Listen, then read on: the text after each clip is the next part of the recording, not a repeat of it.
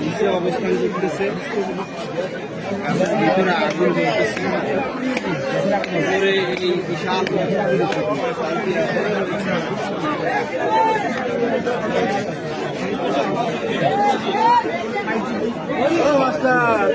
কিভাবে আগুন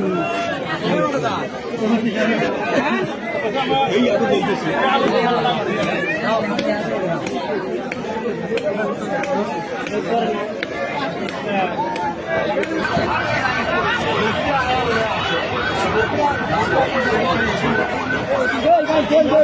আমরা ঘাটত যাবি নাকি?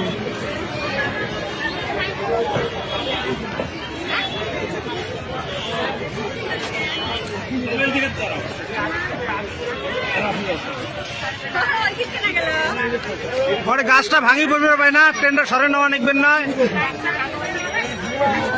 বুদ্ধি থেকে ফাঁকা নাকবে, গাছটা তো ভাঙি পড়বে পায় ট্রেনের উপরে, ওই জন্য আগে সরে নেবেন ট্রেনটা।